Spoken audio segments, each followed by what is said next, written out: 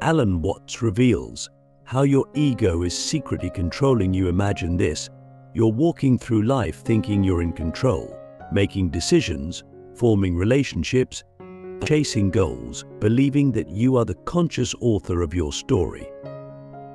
But what if you're not? What if, instead, most of what you do, think, and feel is actually being dictated by something else, something beneath the surface of awareness?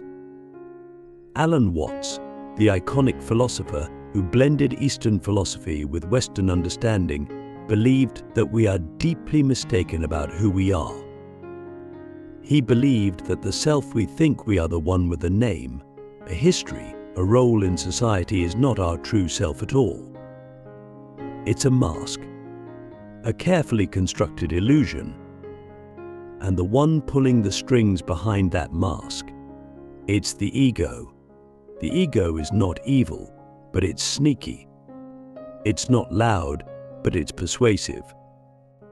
It wears the face of you so well that you forget it's just a role being played. The ego, as Watts explained, is essentially the mental image we hold of ourselves. It's an abstraction of thought form that we mistake for reality. It's the voice in your head that says, "I am this kind of person, people should treat me like this, I must succeed to be worthy." But here's the kicker: the ego is not you. It's your avatar, a front-end interface built out of fear, social conditioning, and survival instincts.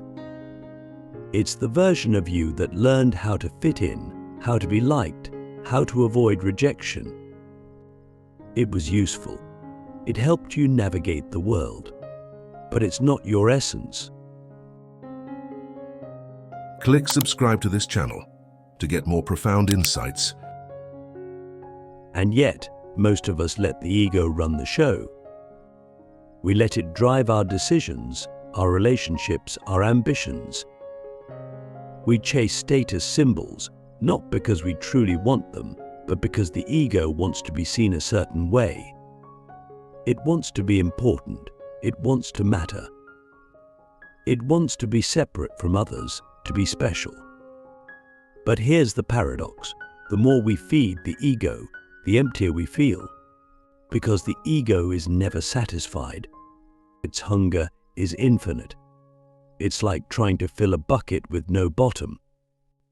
No matter how much praise you get, how much money you make, how much you achieve, if you're operating from ego, you will always feel a subtle sense of lack.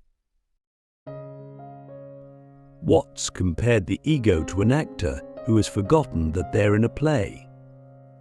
When you believe the role is real, you suffer every time the script doesn't go your way. You fear failure, criticism, change, because all of those things threaten the identity you've built.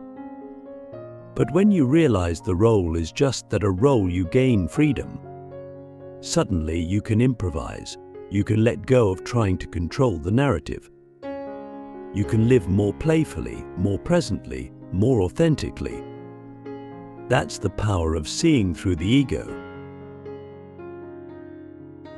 But the ego doesn't want to be seen. It thrives in the shadows. It disguises itself as self-improvement, as ambition, even as spirituality.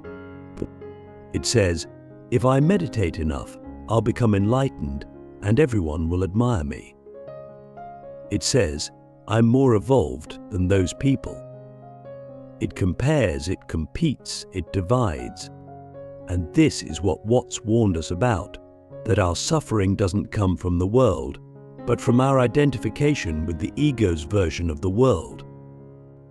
We don't fear death because of the physical end. We fear death because the ego cannot imagine its own absence.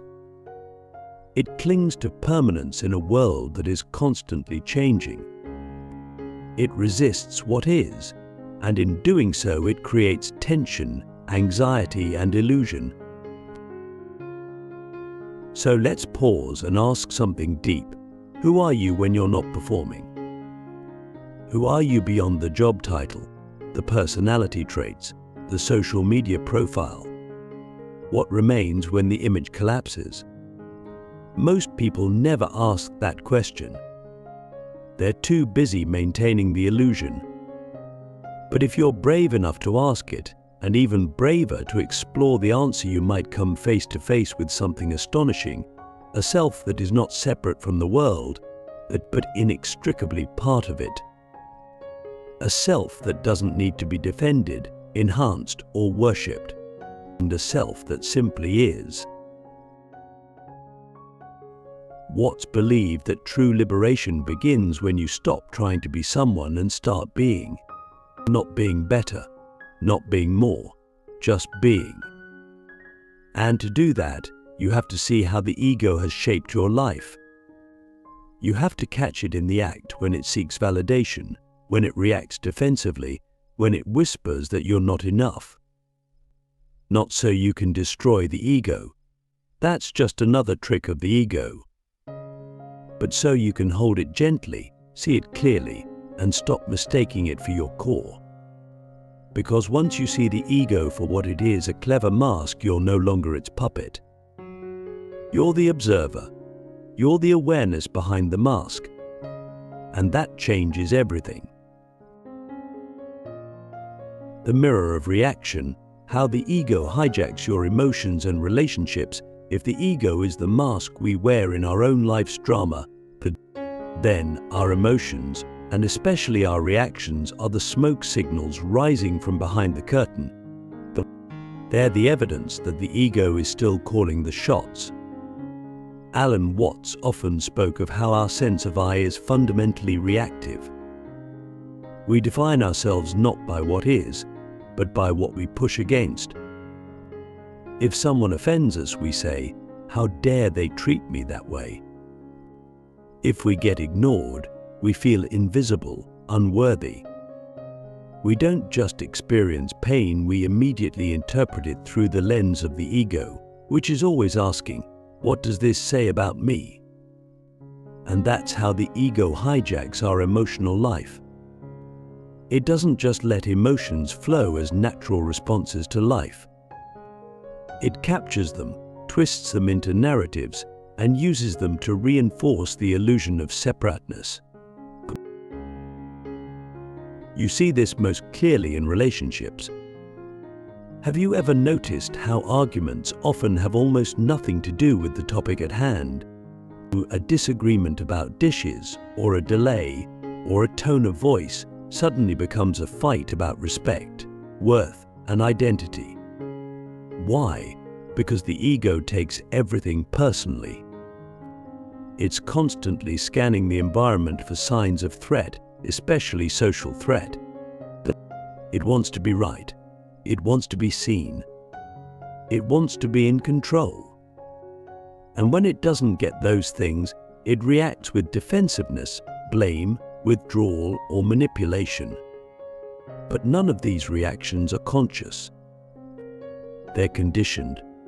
The ego is playing a script it learned long ago, and most of us are just along for the ride. Watts would say that the real tragedy isn't that we react, it's that we believe in the reaction so completely. We identify with it. We say, "I am angry," rather than "anger is arising." We say, "I'm hurt because they didn't care," instead of "a story about rejection is surfacing." And this subtle shift in language shows a massive difference in awareness. When you're identified with the ego, your emotions feel like absolute truth. But when you begin to observe the ego, you realize that emotions are just movements in consciousness, waves on the surface of the sea. This is not about denying emotions or suppressing them. That's just another ego strategy pretending to be above it all while secretly boiling inside. No, this is about seeing clearly. Seeing that most of the emotional pain we carry is not from the present moment, but from the ego's interpretation of it. A neutral comment becomes an insult. A delay becomes abandonment. A no becomes a personal attack. And all of it is built on the foundational illusion that there is a separate you who needs to be defended at all costs. But what happens when you stop defending? What happens when you feel the emotion, but don't build a story around it? What if you allowed discomfort without immediately needing to control it or explain it? What's encouraged us to treat emotions like clouds passing through the sky, real but impermanent, not problems to solve, but experiences to witness. And in that witnessing, something incredible happens. The ego loses its grip, because the ego cannot survive in the light of awareness. It needs darkness, confusion, and identification to thrive. The moment you see it clearly, its power begins to dissolve. And this shift changes every relationship in your life. Suddenly, you're no longer needing others to validate you, complete you, or agree with you. You're not triggered by every perceived slight. You're not constantly performing to earn love. You become more open, more compassionate, more real. Because when you are no longer ruled by the ego's need to protect and promote itself, you can finally show up as who you are, not who you think you should be. So here's the question: who are you in a moment of reaction? Who's the one that feels insulted, rejected, angry, or superior? Is it truly you, or is it the ego defending its mask? And if it's the latter, what would happen if you stopped feeding it? The illusion of separation, how the ego divides you from the universe. If there's one core idea that Alan Watts returned to again and again, it's this: that the sense of separation we feel from the world around us is an illusion created and sustained by the ego. But it tells you that you are a skin-encapsulated self, a mind trapped inside a body, looking out at a world that is fundamentally other. But what if that's not true? What if the boundaries you feel between you and everything else are not real edges, but imagined lines? What if the ego, in its attempt to give you a personal identity, has drawn a false border around your being and convinced you that you exist on one side of it while the universe exists on the other? Watts challenged this illusion by pointing out something radically simple. You didn't come into this world, you came out of it. Just like a wave comes out of the ocean, or a leaf grows from a tree, you're not separate from the universe, you are an expression of it. But the ego doesn't want you to believe that. The ego thrives on division. It needs to feel like a someone in a world of somethings. It needs to believe in me versus you, success versus failure, life versus death.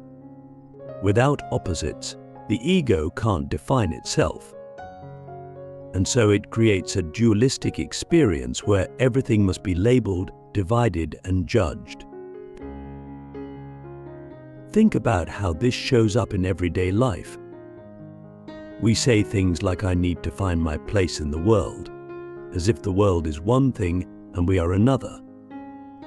We talk about man versus nature, as if we weren't born of the same earth, breathing the same air, made of the same atoms. We build identities around nations, religions, careers, and personalities, not because they are real at the deepest level, but because the ego feels safer with labels. But what does that safety cost us? It costs us connection. It costs us wonder. It costs us the deep, unshakable peace that comes from knowing you are not an outsider to existence. You are existence, expressing itself as a person for a little while. Watts often used the metaphor of the dancer and the dance. He said, "You are not a stranger in this world. You are not a visitor. The real you is not a puppet controlled by strings of fate, nor a ghost in a machine. The real you is the universe looking at itself through your eyes." Let that sink in. Because if that's true, then all this effort to define yourself to build an ego strong enough to survive the world is based on a false premise. You don't have to survive the world. You are the world. You're not in conflict with the universe. You are a manifestation of its unfolding. This is not just spiritual poetry.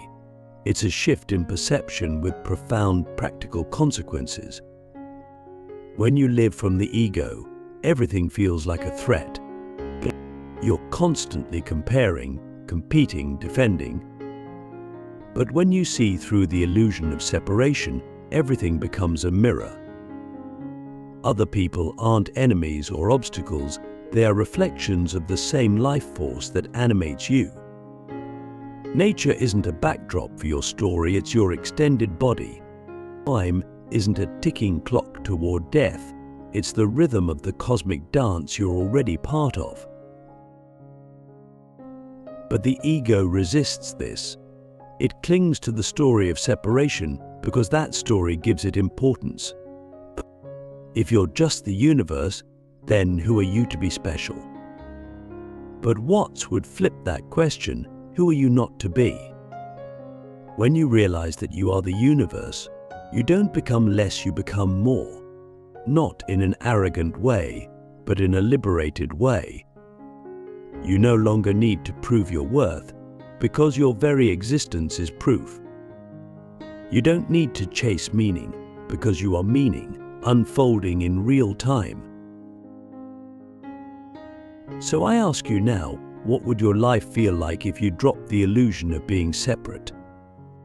What if everything you thought you had to fight for, defend, or attain was already within you, because it is you? What if the only thing keeping you from the truth of your connection was the belief that you were ever disconnected? The final disillusion, why true freedom begins when you stop trying to be someone at the heart of every spiritual journey, every philosophical inquiry, lies a kind of death not physical, but psychological. It is the death of the false self, the persona, the image we've so carefully constructed and defended. Alan Watts called this the final disillusion, the realization that the person you've been trying so hard to be doesn't actually exist. And this isn't a tragedy, it's liberation. Because when you stop trying to be someone, you finally free yourself to be. Let's be honest. Most of us spend our lives performing. We perform for approval. We perform for love. We perform for success, for status, for some imagined future version of ourselves that we think will finally be enough. We build elaborate personalities, shaped by what we think others want from us. And yet, even when we succeed in becoming that person, we feel hollow. Because deep down, we know it's a mask. And the more we invest in the mask, the more afraid we become of anyone seeing behind it. Watts argued that this whole performance is driven by the ego's fear of non-existence. The ego doesn't know how to simply be, it only knows how to become. It's always reaching, grasping, improving, fixing. It tells you you're not quite there yet. You need to be more confident, more spiritual, more productive, more lovable. But here's the truth. The self the ego is trying to improve doesn't exist in the way you think it does. It's a story, a narrative, a bundle of ideas and memories held together by habit and fear. And once you see that, a doorway opens.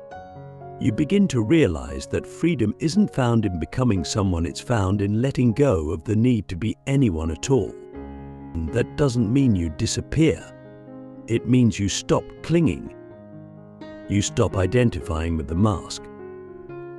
You allow yourself to be fluid, spontaneous, undefined. You become like water, shapeless, adaptable, present. You can laugh at yourself. You can be wrong. You can change your mind. You can stop trying so hard to be authentic because you're no longer attached to a fixed idea of what that means. This is the essence of what Watts was pointing to all along. That true freedom is not about achieving some perfected self. It's about seeing through the illusion of self altogether. And in that seeing, there is peace. There is play. There is presence. You're no longer lost in the story of your life, you're awake inside it. Not as the hero, not as the victim, but as the awareness behind the whole show. So let me leave you with this. Who would you be if you stopped trying to be anything? What would happen if you allowed yourself to exist without a script, without a label, without a goal? What if the ultimate truth isn't that you have to find yourself, but that you've been free from the beginning and only forgot? Because maybe the final disillusion is the first real taste of truth. And maybe, just maybe, that's when life really begins.